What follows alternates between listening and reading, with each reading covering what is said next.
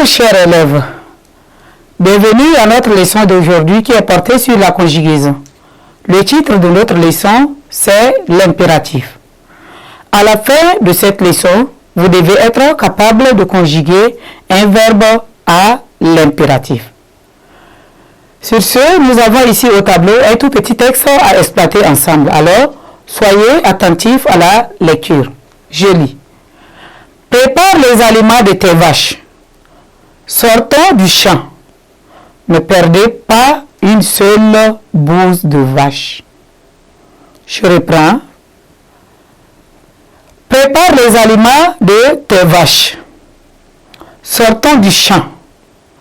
Ne perdez pas une seule bouse de vache. Ici, nous avons au tableau 3 phrases. Et nous allons d'abord chercher à trouver les verbes de chaque phrase. Nous avons ici, à la première phrase, on dit « Prépare les aliments de tes vaches ». Alors, le verbe ici, c'est « préparer ». Nous avons « prépare ». Ensuite, on dit « sortons du champ ». Nous avons aussi « sortons ». Ensuite, on dit « ne perdez pas une seule bouse de vache ». Nous avons « perdu ». Nous allons chercher à savoir ou encore quelles sont les terminaisons de ces verbes. Nous avons « prépare » qui se termine par « e », « sortons » qui se termine par ONS et perdez qui se termine par EZ. Nous allons nous demander à quel temps sont conjugués ces 3 verbes. Si nous voyons bien ici, ces verbes-là sont conjugués au présent de l'indicatif. Ici, la forme là, c'est le présent de l'indicatif.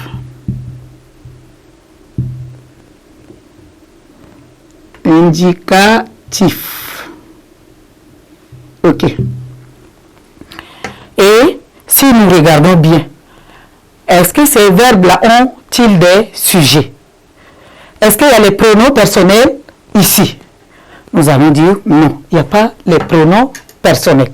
Alors, comme au présent de l'indicatif, nous conjuguons toujours les verbes avec les pronoms de conjugaison. Mais ici, il n'y a pas les pronoms de conjugaison. Nous allons nous demander pourquoi c'est là. Alors, ceci-là, c'est pour dire que ces verbes sont conjugués à l'impératif. Et à l'impératif, là, ces verbes donnent quel sentiment? Ici, il y a une interdiction, il y a un conseil, il y a aussi l'ordre.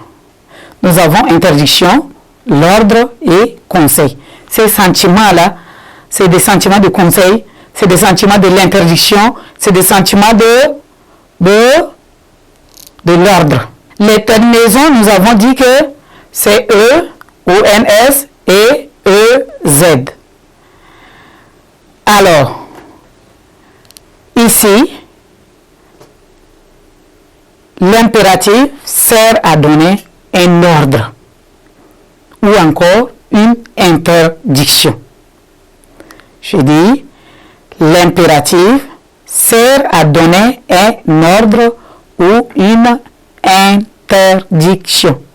Quand nous disons ne perdez pas une seule bouse de vache ou encore ne sortez pas de là, c'est des conseils qu'on donne à quelqu'un.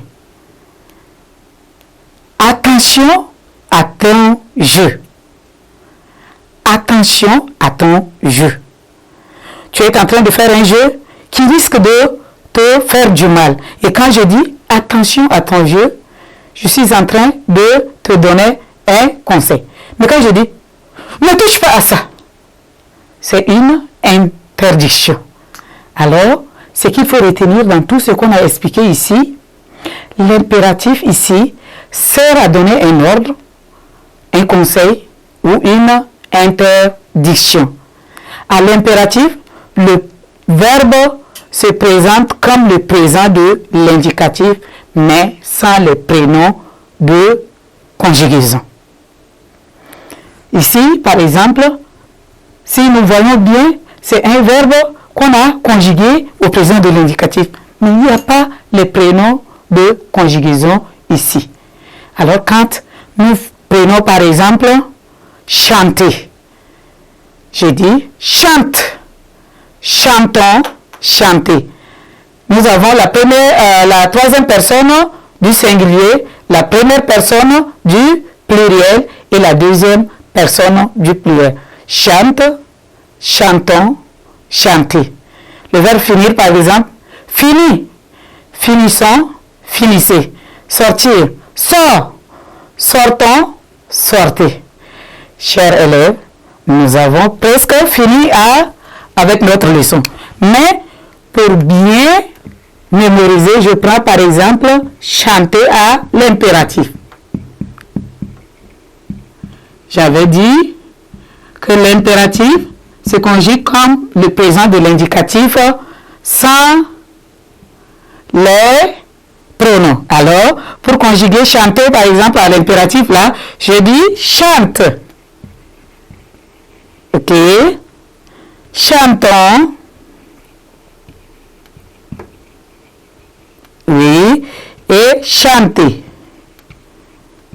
Voilà. Un verbe du deuxième groupe, par exemple, grandir.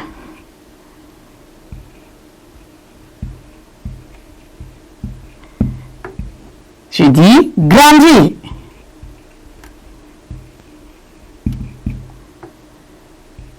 Grandissons.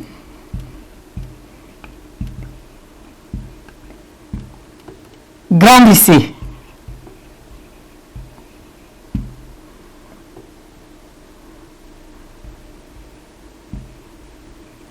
Un verbe du troisième groupe, par exemple, aller. Je dis va, va, allons, aller. Voilà comment on conjugue les verbes à l'impératif. Merci de m'avoir prêté l'attention. Au revoir et à nous revoir à la prochaine séquence.